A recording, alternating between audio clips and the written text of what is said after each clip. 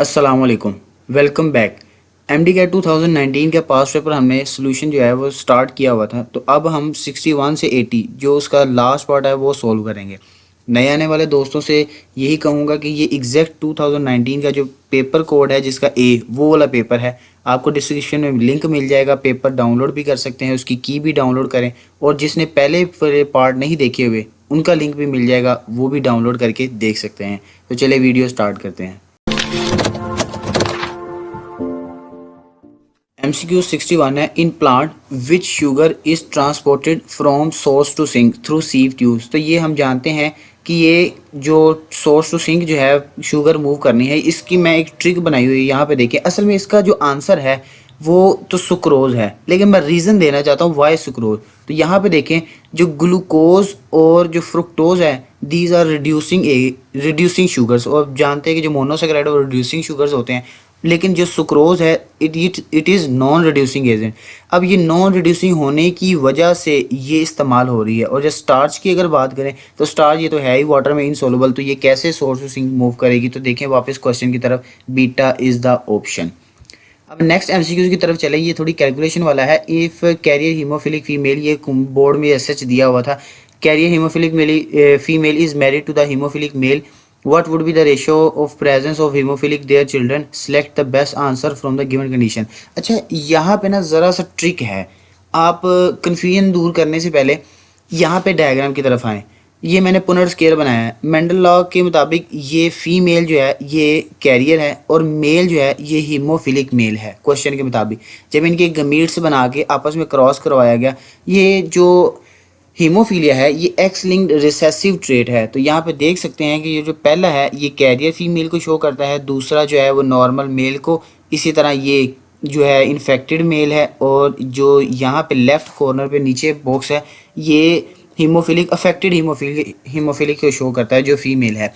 इसके मुताबिक अगर देखा जाए तो beta is the option. Beta क्योंकि यहाँ बताया हुआ 25%, 4 में से एक यानी 25%, 100 में से ये चौथा हिस्सा जो है वो 25 होता है। इसी तरह 4 में से 1 भी 25 है, तो बीटा इज़ द ऑप्शन। लेकिन अगर चार्ली पे बात की जाए, female and male both are 50% chance, देखा जाए तो 2 मेल शो किए हुए हैं और 2 ही फीमेल शो किए हुए हैं। तो इस सेंस में जो चार्ली ऑप्शन है वो भी ठीक है। तो यूएचएस में जो आंसर की दी हुई थी उसमें बीटा और चार्ली दोनों को ठीक कहा गया था। तो आपकी मर्ज़ी, जो मेरे हिसाब से जो बीटा है वो बेस्ट है। अब नेक्स्ट है 63। ये बहुत सिंपल एमसीक्यूज है, मैंने यहाँ पे डायग्राम की मदद से शो किया। पूछा है as a result of replication parental DNA would become completely disperse. Answer में ही बता दिया गया, जो क्वेश्चन है उसमें ही आंसर बता दिया गया है। जब डिस्पर्स हो जाए कंप्लीट, तो यहाँ पे थर्ड पे बना हुआ है डिस्पर्सिव मॉडल में होता क्या है कि डीएनए मॉलिक्यूल जो है वो डिस्पर्स हो जाते हैं। तो यहाँ पे डिस्पर्सिव आइडिया, यहाँ पे जो बीटा ऑप्शन है वो है। अब चार्ली में लिखा हुआ डिसरप्टिव आइडिया, ये नहीं, यहाँ पे देखिए डिस्पर्सिव मॉडल असल में है, तो beta is the option. MCQs number 64।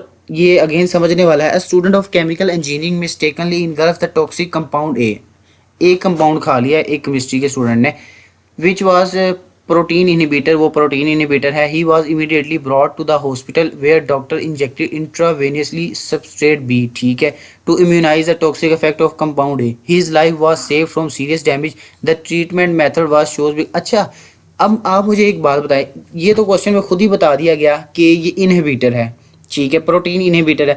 अब प्रोटीन इनहिबिटर के बाद जब कंपाउंड बी दिया गया, तो यहाँ पे क्वेश्चन में हिज लाइफ वाज सेव्ड, इसका मतलब कि वो इनहिबिटर अगर तो होता इरिवर्सिबल, जैसे कि यहाँ पे देखें, अगर इरिवर्सिबल होता तो वो रिप्लेस नहीं होना था और अल्टीमेटली डेथ कंपलसरी थी। लेकिन यहाँ पे रिप्लेस हो गया जो हमने कंपाउंड बी दिया, इसका मतलब ए जो है वो रिवर्सिबल है।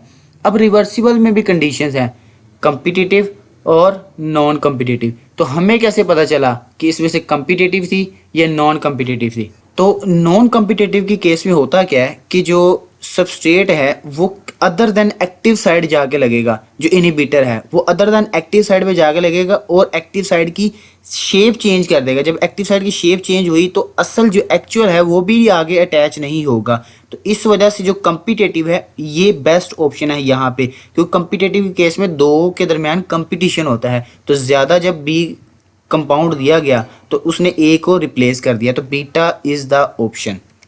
नेक्स्ट एमसीक्यूज अगेन बहुत लेंथी लेकिन बहुत सिंपल। फोर प्लांट्स हैं in the different environmental condition. Plant is present in the warm climate with the continuous rainfall, but जो plant B है is present in a cool forest. Plant C is present in warm climate with a little breeze. Plant D is present in the warm climate with a high wind speed. ये keyword है, देखिए ये हर एक के साथ दिया हुआ है। टी प्लांट जो प्लांट है वो climate with high wind speed, which of the following plant हमने बताना हाईएस्ट ट्रांसपरेशन। तो ये हमने कुछ फैक्टर्स पढ़े हैं ट्रांसपरेशन के जो लिंक होते हैं। तो यहाँ पे आप देखें ट्रांसपरेशन जो है वो स्पीड के साथ डायरेक्टली लिंक होता है, और जितना ज़्यादा टेम्परेचर हो उतना ज़्यादा ही वो उसकी ट्रांसपरेशन ज़्यादा होगी। तो देखिए डेल्टा में जो डी प्लांट है उसमें वार्म क्लाइमेट और दूसरा हाई स्पीड, एक तो क्लाइमेट भी वार्म है स्पीड भी हाई है, तो D beta is the option यहाँ पे बेस्ट है। अब नेक्स्ट एमसीक्यूज, ये एक मज़े वाला एमसीक्यूज है जिसे हम कहते हैं कि एक चैलेंजिंग क्वेश्चन है, लेकिन मेरे पास इसकी एक ट्रिक है आपके लिए इसे भी याद रखने के लिए। सीक्वेंस ऑफ अमाइनो एसिड बताना है in polypeptide chain of amino acid protein molecule correspond to the sequence of nucleotide on messenger RNA for that protein. If reading frame of messenger RNA for a human protein is 993 nucleotide including a stop codon, including a stop codon, मैं फिर पढ़ रहा हूँ including a stop codon, ये at the end how many molecule will be incorporated in the polypeptide chain. अच्छा, इस question को हल करने से पहले ना ये एक कुछ समझ लेते हैं। यहाँ पे डायग्राम पे आए एक्सप्लेनेशन। पहले ये ना ये यहाँ पे अपनी राइट साइड पे देखें, ये मैंने ट्रांसफ़र आरएनए बनाया है। ट्रांसफ़र आरएनए हम देखें कि एक ट्रांसफ़र आरएनए जो है वो 3 न्यूक्लियोटाइड्स जो है उसे लेके एंटीकोडोन्स जो हैं ये न्यूक्लियोटाइड्स 3 और एक अमाइनो एसिड, एक वक्त में एक ट्रांसफ़र, एक ये ब्लैक कलर में शो किया हुआ है, ये नीचे मैसेंजर आरएनए बनाया। तो एक वक्त में 3 लेके आता है, तो कंडीशन क्या बनी इक्वेशन 3 न्यूक्लियोटाइड 1 अमाइनो एसिड, यही बनी। अब 1 न्यूक्लियोटाइड के लिए क्या होगा 1/3 अमाइनो एसिड, इधर जाकर 3 डिवाइड हो गया। अब हमारे पास टोटल जो क्वेश्चन में थे, यहाँ पे भी देखिए क्वेश्चन 993, तो क्वेश्चन में 993, तो हम इसे मल्टीप्लाई करेंगे तो हमारे पास टोटल जो अमाइनो एसिड्स आएंगे वो 331 अमाइनो एसिड्स हैं। लेकिन कंडीशन में जो बार बार कह रहा था कि एट द एंड ऑफ क्या है इंक्लूडिंग अ स्टॉप कोडॉन, एक स्टॉप कोडॉन भी शामिल है। तो यहाँ पे देखिए जब स्टॉप कोडॉन हम जानते हैं नॉन सेंस कोडॉन है, इनमें कोई सेंस नहीं है, ये कोई चीज़ को जो किसी के लिए भी नहीं है, तो इस वजह से 1 माइनस करेंगे तो 331 में से जो 1 माइनस किया तो 330 बचा 330। तो यहाँ पे देखिए डेल्टा इज़ द ऑप्शन। तो ये एक अच्छा एमसीक्यूज था। नेक्स्ट एमसीक्यूज है बिल्कुल simple, the major function of basophil is to. अच्छा, ये यहाँ पे सिंपल अगर आंसर बताऊँ तो यहाँ पे देखिए release heparin to prevent blood clotting, book की लाइन है, टेबल में लिखा हुआ है, बीटा इज़ द ऑप्शन। लेकिन मेरे पास एक ट्रिक है आपको अगेन बताने के लिए, जैसे कि आप जानते हैं कि इस चैनल में मैं आपको एमडीकैट से रिलेटेड जो मुश्किल टॉपिक है उसकी ट्रिक्स एंड टेक्निक्स शेयर करता रहता हूँ। तो यहाँ पे भी है बेसोफिल्स, ये हबीब बैंक लिमिटेड HBL हम जानते हैं। तो मैंने जो याद रखा हुआ वो ये है, H से हेपरिन, B से बेसोफिल और L से लिमिटेड ब्लड क्लोटिंग, HBL। आप भी याद रखें, H से हेपरिन, B से बेसोफिल और L से लिमिटिंग ब्लड क्लोटिंग यानी प्रिवेंट ब्लड क्लोटिंग, इस सेंस में है। तो बीटा इज़ द ऑप्शन। ये ट्रिक है, उम्मीद है आपको पसंद आई होगी। अब नेक्स्ट एमसीक्यू है, लार्ज लिम्फ वेसल जो है वो ultimately form large lymph duct विच ड्रेन्स इनटू, ड्रेन्स का मतलब यानी किस में एंड जाके दाखिल होती हैं फिर। तो यहाँ पे मेरे पास फिर फ्लो चार्ट आप देखें, यहाँ पे इंट्रासेलुलर स्पेस से सारी इकट्ठी होगी lymph capillaries, lymph vessel, nodes, and पे यहाँ पे हैं। होता क्या है जब डक्ट्स में से उसके बाद जब थोरेसिक लिम्फेटिक जो डक्ट है, जो हमारी बुक में तो एक ही डिस्कस की हुई है, यहाँ पे 2 हैं, राइट और लेफ्ट। अब यहाँ से अल्टीमेटली जहाँ का जा का रहा है, देखो drain into the junction of right in, ये असल में ये हमारी बुक में लिखा हुआ है सब क्लेवियन वेन्स, बुक में एक ही बार लिखा हुआ सब क्लेवियन वेन यानी, और यहाँ पे हमारी जो क्वेश्चन में ऑप्शन है वो भी सब क्लेवियन वेन है। Charlie is the option, book की ये लाइन भी है, तो मैंने फ्लो चार्ट से भी एक्सप्लेन कर दिया।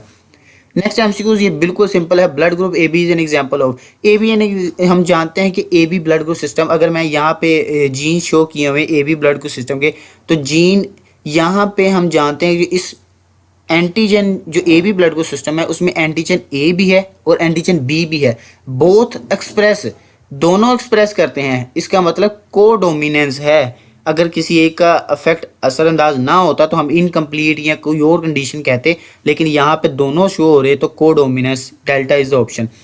Next MCQ is the passive process. ये पहला ट्रिक है, पैसिव प्रोसेस पहली बात। दूसरा, movement of molecule across the cell surface, across the cell surface membrane.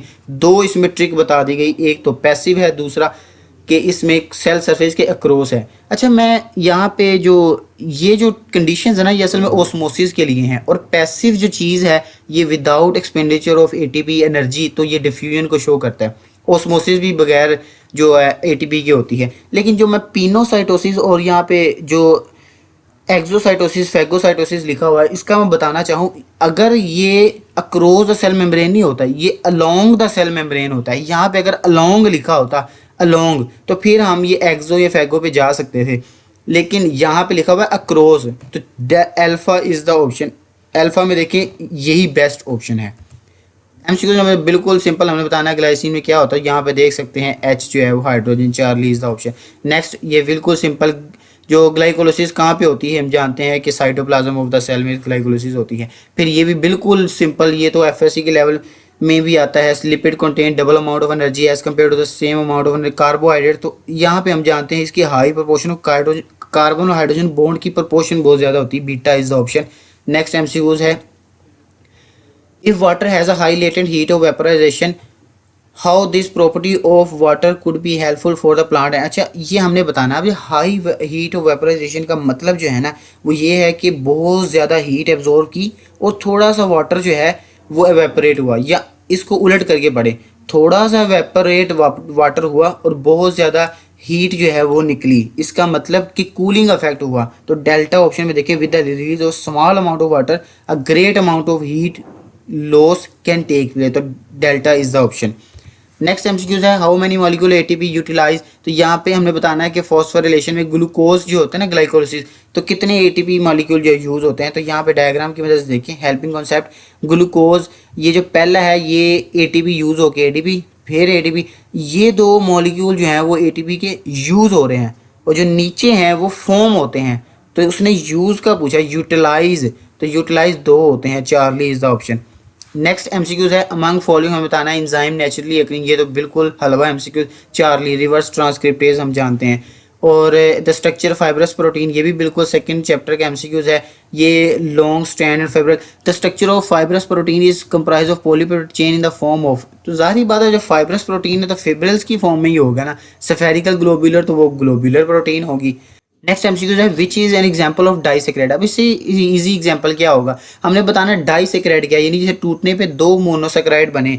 तो यहाँ पे ऑप्शन देखिए अल्फा, लैक्टोज, लैक्टोज यहाँ पे, क्योंकि लैक्टोज टूटने पे जो है हमारे पास एक ग्लूकोज आता है और एक लैक्टोज आता है। इस तरह ग्लाइकोजन, ये ग्लाइकोजन, स्टार्च और फ्रुक्टोज, ये हम जानते हैं। फ्रुक्टोज जो पहली मोनोसेक्राइड है, स्टार्च और ग्लाइकोजन ये हम जानते हैं कि ये पॉलीसेक्राइड की एग्जाम्पल है, तो alpha is the option. Next MCQs है, which one is an example of nucleotide. तो पहले तो हम ये समझे कि न्यूक्लियोटाइड और न्यूक्लियोसाइड ये तो बिल्कुल सिंपल डिफरेंस है, लेकिन फिर भी एक नज़र देख ले। न्यूक्लियोसाइड जो हम जानते हैं, न्यूक्लियोसाइड में फॉस्फोरस नहीं होता और न्यूक्लियोटाइड में फॉस्फोरस होता है। बाकी भी जो है आप स्क्रीनशॉट ले लें इसका और देख लीजिएगा, काम आएंगे। लेकिन यहाँ मैं बताना चाह रहा हूँ, अगर यहाँ पे जैसे कि ये जो थर्ड एमसीक्यूज है लिखा हुआ है, दूसरा point, it is a component of nucleotide, nucleotide is found by through phosphorylation of nucleoside. ये मैं बताना चाह रहा हूँ कि अगर न्यूक्लियोसाइड की फॉस्फोरिलेशन हो जाए तो वो न्यूक्लियोटाइड बन जाता है। तो असल में सिर्फ फॉस्फोरेट का ग्रुप का जो है वो डिफरेंस है। तो वापस जब आए न्यूक्लियोटाइड बताना है, तो nucleotide beta is the option. यहाँ पे हम जानते हैं एटीपी, क्योंकि इसमें फॉस्फोरस भी है, तो इस वजह से हम इसे कहें, जैसे कि मैं यहाँ पे अगर स्ट्रक्चर शो करूँ तो ये एटीपी का, जिसमें बेस भी है, शुगर भी है और फास्फोरस भी है, तो इस वजह से हम इसे कहेंगे कि ये न्यूक्लियोटाइड है। लास्ट एमसीक्यूज है, which of the following system जो है involve in the cyclic phosphorylation. ये सिंपल एमसीक्यूज है, लेकिन यहाँ मैंने डायग्राम की मदद से भी एक्सप्लेन किया हुआ है। अच्छा, पहले फोटो सिस्टम 1 है, फोटो सिस्टम 2 है और बाद में फोटो सिस्टम 1 है, इसकी क्या रीज़न है? असल में ये डिस्कवरी की बेस पे है, पहले ये वाला डिस्कवर हुआ और बाद में ये वाला डिस्कवर हुआ। तो हमने देखा कि जब ये नॉन साइक्लिक की डायग्राम है, साइक्लिक में होता क्या है, ये एरो शो किया हुआ रेड कलर का, प्राइमरी इलेक्ट्रॉन रिसेप्टर से फेराडोक्सन, फेराडोक्सन के बाद फिर साइटोक्रोम, तो इसी तरह ये साइकिल कंप्लीट होती रहती है। तो इसमें हम जानते हैं सिर्फ फोटो सिस्टम 1 इन्वॉल्व हो रहा है, तो डेल्टा इज द ऑप्शन।